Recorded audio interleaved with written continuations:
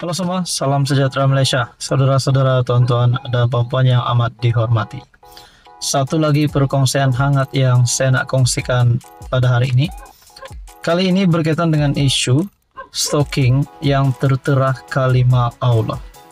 Rupanya perkara ini semakin serius selepas beberapa buah kedai kekemat yang terlibat dengan insiden bom. Nah, saudara-saudara, akhirnya kita juga rasanya satu Malaysia sudah mengetahui bahawa Akmal ataupun Ketua Pemuda UMNO yang lantang bercakap berkaitan dengan isu ini. Akhirnya kita digemparkan dengan kenyataan Akmal ini yang pasti menarik perhatian ramai. Yang mengatakan di sini, Akmal Agong ada larang untuk tidak boikot ke soal Akmal melalui satu artikel daripada Malaysia Kini bertarik 3 April. Di sebalik titah yang di Pertuan Agong Sultan Ibrahim supaya jangan ada pihak yang mengambil kesempatan ke atas isu stalking yang tertera kalimah Allah, termasuk menghasut rakyat, pendirian Ketua Pemuda UMNO Dr. Muhammad Akmal Saleh untuk memboikot kekemat tetap tidak berganjak. Ketika ditanya Malaysia Kini jika dia akan akur dengan titah Seri Paduka Baginda dan kepimpinan UMNO Pusat untuk semua pihak berhenti daripada terus memainkan isu berkenaan, Akmal menyoal, Agong ada larang untuk tidak boikot ke? Mengulas soalan sama, ada dia akan mengambil tanggungjawab daripada membesar-besarkan isu itu. Akmal berkali-kali mendesak wartawan untuk menjelaskan apa yang dilakukannya yang boleh dianggap sebagai mengapi-apikan lagi keadaan. Berkaitan dengan isu ini, satu lagi artikel daripada Malaysia Kini. Zahid arah Pemuda UMNO henti isu stalking kalimah Allah. Sebelum ini kepimpinan UMNO bersetuju dengan kenyataan Akmal. Namun kali ini Presiden UMNO Zahid Hamidi sendiri bersuara. MKT UMNO melalui presidennya Ahmad Zahid telah mengarahkan supaya Ketua Pemuda Parti Dr. Akmal Saleh berhenti daripada terus memainkan isu stalking tertera kalimah Allah. Ahli MKT UMNO Bung Mokhtar Radin yang memaklumkan perkara itu berkata, arahan tersebut selaras dengan titah yang di Pertuan Agong Sultan Ibrahim Sultan Iskandar supaya menghentikan isu berkenaan daripada terus menjadi polemik. Nah, saudara-saudara, adakah konsekuensi yang besar akan berlaku terhadap Akmal ataupun Ketua Pemuda UMNO? Adakah kenyataan Akmal sekarang ini benar-benar mengapi-apikan sehingga beberapa insiden yang mengerikan, mencemaskan berlaku terhadap kedai kekemat? Nah, ada lagi satu perkongsian berkaitan juga dengan isu ini. Dalam artikel Malaysia Kini bertarik 3 April, Agong terima menghadap pengasas kekemat. Ingatkan jangan ada cuba hasut rakyat. Yang di Pertuan Agong Sultan Ibrahim. Seperti yang kita tahu sebelum ini, Baginda yang di Pertuan Agong telah melihatkan bahawa perasaan murka Baginda berkaitan dengan isu ini. Yang di Pertuan Agong Sultan Ibrahim berkenan menerima menghadap pengasas dan pengerusi eksekutif kumpulan KK Supermat dan Superstore Senjan Berhad Chai Kikan. Sesi menghadap di Istana Negara Kuala Lumpur itu berlangsung selama 15 menit. Pada sesi menghadap itu, Chai memohon ampun dan maaf kepada Seri Paduka Baginda serta seluruh umat Islam berhubung isu penjualan stalking yang tertera kalimah Allah di beberapa cawangan kedai serbaneka tersebut. Sultan Ibrahim kemudian bertitah menekankan semua pihak termasuk kekemat supaya lebih berhati-hati terhadap produk yang dijual, khususnya barangan import, bagi mengelakkan perkara sedemikian berulang. Nah, saudara-saudara, tuan-tuan dan puan, apa komen anda berkaitan dengan isu ini? Adakah konsekuensi besar akan berlaku kepada Dr. Akmal? Dan akhirnya yang di Pertuan Agong terima menghadap pengasas kekemat, ingatkan jangan ada cuba hasut rakyat.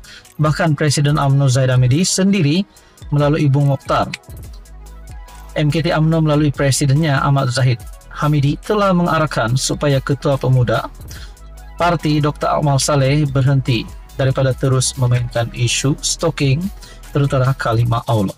Saudara-saudara, apa komen Anda? Sekian saja. Teruskan bersama di dalam channel ini untuk isu yang seterusnya. Halo semua, salam sejahtera Malaysia, tuan-tuan dan puan-puan yang amat dihormati. Sudah pasti baru-baru ini gempar berkaitan dengan keputusan pengampunan bekas Perdana Menteri Najib Razak, di mana hukuman denda dikurangkan selama 6 tahun daripada 12 tahun dan hukuman hukuman penjara sebentar tadi dan hukuman denda RM 210 juta kepada RM 50 juta. Nah, teman-teman, terdapat satu lagi pengakuan ataupun satu lagi artikel yang berkongsi bahwa Najib mendakwa beliau boleh dibenarkan untuk meneruskan tempo hukuman penjara ataupun penahanan beliau di rumah. Satu perkongsian daripada Malaysia Kini, Najib dakwa pengampunan diraja, benarkan tahanan di rumah. Adakah dengan ini tarik ataupun bulan April ini Najib akan memulakan ataupun menyambung tempo hukuman penjara Najib Razak di kediamannya ataupun di rumahnya? Perkongsian daripada Malaysia Kini berkata, Najib dakwa pengampunan diraja, benarkan tahanan di rumah. Bekas Perdana Menteri Najib Razak mendakwa bahagian tambahan addendum dalam pengampunan diraja membenarkannya untuk menghabiskan baki hukuman penjara 6 tahun dengan tahanan di rumah. Najib membuat dakwaan itu dalam permohonan semakan kehakiman yang difailkan di Mahkamah Tinggi Kuala Lumpur pada 1 April lalu. Dalam semakan kehakiman itu, dia memohon mahkamah mengarahkan Menteri Dalam Negeri, Peguam Negara, Lembaga Pengampunan, Kerajaan Persekutuan dan beberapa lagi responden untuk mengesahkan dakwaan itu. Menurut salinan permohonan semakan kehakiman itu, Najib mendakwa bahagian tambahan itu dikeluarkan oleh Yang di-Pertuan Agong pada 29 Januari lalu. Najib turut memohon perintah mahkamah agar responden bukan sahaja mengesahkan perkara itu, tetapi dengan serta-merta mengeluarkan pemohon daripada penjara Kajang ke kediamannya di Kuala Lumpur, di mana pemohon akan meneruskan hukuman penjaranya di bawah tahanan di rumah. Oke, sebelum kita teruskan berkaitan dengan isu ini, adakah dengan ini Najib bakal dibebaskan daripada penjara Kajang? Bakal keluar daripada penjara Kajang? Di dalam artikel ini, Najib mendakwa pengampunan diraja, benarkan tahanan di rumah. Najib sendiri yang mendakwa beliau akan dibebaskan daripada penjara Kajang. Nah, saudara-saudara, saya boleh katakan dibebaskan daripada penjara kerana tidak menjalani hukuman penjara di penjara, tetapi meneruskan hukuman penjara di rumah. Menurut salinan permohonan semakan kehakiman itu, Najib mendakwa bahagian tambahan itu dikeluarkan oleh Yang di-Pertuan Agong pada 29 Januari lalu. Dalam semakan kehakiman itu, dia memohon mahkamah mengarahkan Menteri Dalam Negeri, Peguam Negara, Lembaga Pengampunan, Kerajaan Persekutuan dan beberapa lagi responden untuk mengesahkan dakwaan itu. Najib turut meminta perintah mahkamah agar responden bukan saja mengesahkan perkara itu. Dia turut memohon perintah mandamus agar responden memberikan versi asal addendum diraja tersebut, kos dan apa relief yang dirasakan sesuai oleh mahkamah. Dalam afidavit, sokongannya pula Najib mendakwa haknya terjejas dan dilanggar oleh responden dengan mengabaikan pertanyaannya berkenaan dakwaan bahagian tambahan tersebut. Dakwanya tindakan responden mengabaikan permintaannya merupakan pelanggaran terhadap hak asasinya di bawah Perlembagaan Persekutuan, selain bersamaan dengan penghinaan kepada Agong. Dia turut mendakwa responden cuba menyembunyikan kewujudan bahagian tambahan itu. Malaysia kini sedang mendapatkan pejabat peguam negara bagi mendapatkan respon berkenaan perkara ini. Nah, tuan-tuan dan puan, apa komen Anda? Sekian saja, teruskan bersama di dalam channel ini.